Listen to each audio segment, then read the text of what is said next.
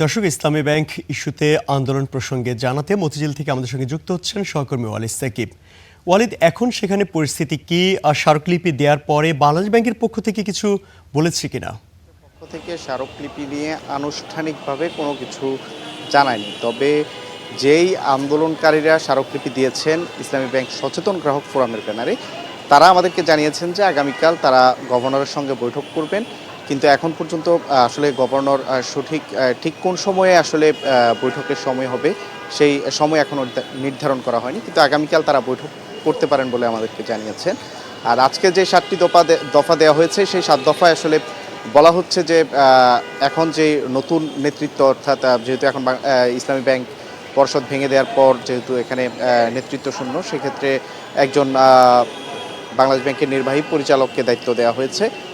তো তিনি আসলে খুবই সাময়িক সময়ের জন্য সেখানে থাকবেন। নতুন করে নেতৃত্ব খোঁজা হচ্ছে। বাংলাদেশ ব্যাংক বলছে যে যোগ্য এবং পেশাদার ব্যক্তিদের হাতে আসলে তারা এই ইসলামী ব্যাংকের নেতৃত্ব তুলে দিতে চান। সেক্ষেত্রে সে অনুযায়ী তারা জনবল খুঁজছেন কাদের দিয়ে আসলে এই ইসলামী ব্যাংকের পর্ষদ গঠন করা হতে পারে। অন্তত 5 জন বোর্ড মেম্বার ইসলামী ব্যাংকের বোর্ডে রাখা হবে বলে আমরা জানতে পেরেছি।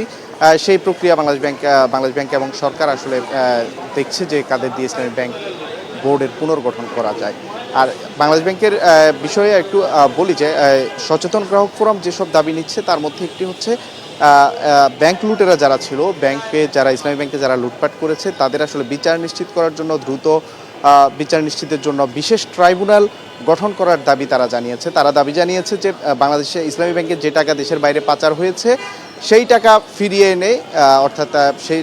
এনে অথবা পাচারকারীদের বা লুটেরা যারা আছে তাদের স্থাবর সম্পত্তি জব্দ করে ইসলামী ব্যাংকের দায় পরিশোধ যেন করা হয় সেই দাবি তারা জানিয়েছেন। আমরা গ্রাহক ফোরামের যারা আন্দোলন করেছেন তাদের সঙ্গে আমরা কথা বলেছি। তারা বলছেন যে যদি সৎ বা তাদের মতে যেই সৎ এবং দক্ষ বা পেশাদার লোকদের যদি আসলে পুনরায় ইসলামী ব্যাংকের বোর্ডে নিয়োগ না দেওয়া হয়, যদি কোনো ধরনের বিতর্কিত লোককে নিয়োগ দেওয়া হয় ইসলামী ব্যাংকের বোর্ডে, সেক্ষেত্রে তারা আন্দোলন চালিয়ে যাবেন। তারা একটি শঙ্কা প্রকাশ করেছেন যে ইসলামী ব্যাংকের বোর্ড নিয়ে এখন পর্যন্ত এখনও তারা বলছেন যে এক ধরনের বাংলাদেশ ব্যাংক একটা অস্থিরতা তৈরি করতে পারে বা এ ধরনের তারা একটা শঙ্কা প্রকাশ করছেন। ইমতিয়াজ। ওয়ালিদ, আপনাকে ধন্যবাদ। দর্শক, ইসলামী ব্যাংক আন্দোলন ইস্যুর বিস্তারিত জানাচ্ছিলেন মতিঝিল থেকে সহকর্মী ওয়ালিদ সাকিব।